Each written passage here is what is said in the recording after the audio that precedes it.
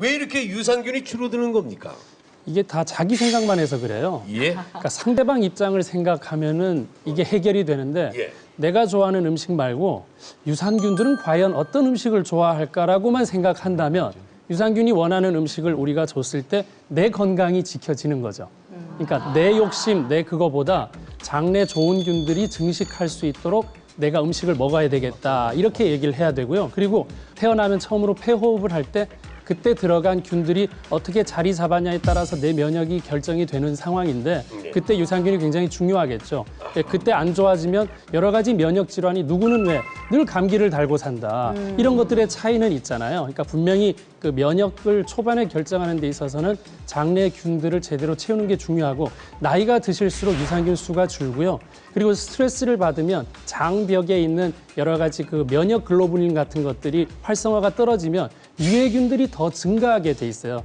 그래서 스트레스를 받는 순간 유산균을 보충하는 건 의미가 있지만 스트레스를 받았을 때 술과 여러 가지 우리 가공식품을 먹으면 유산균은 점점 떨어지게 되거든요.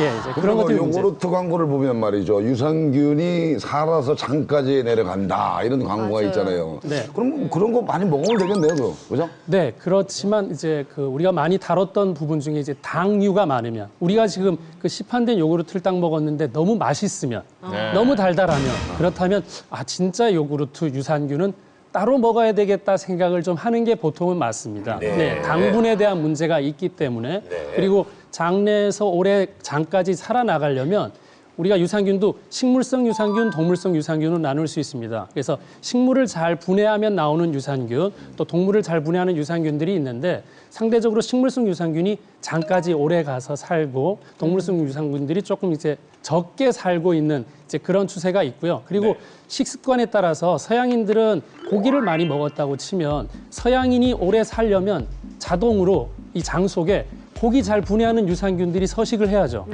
그래야 살죠. 분해를 못하면 흡수가 안 되니까.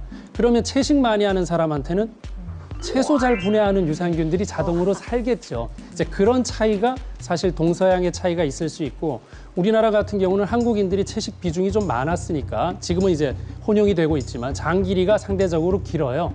초식 동물들은 좀 길고 육식은 고기에 여러 가지 독성 성분들이 많으니까 장을 짧게 해서 빨리 변으로 내보내기 위해서 장 길이가 좀 짧은 경향들이 있습니다. 그래서 한국인의 장 길이가 서양인보다도 한 80cm 그리고 동남아인들보다도 한 40cm 더 긴 것으로 확인이 돼서 이렇게 장이 길면 노폐물이 머무는 시간이 길죠. 우리가 위암이나 대장암이 걸리는 가장 큰 이유 중에 하나는 오래 머물러서 접촉 시간이 길어서 생기는 거예요.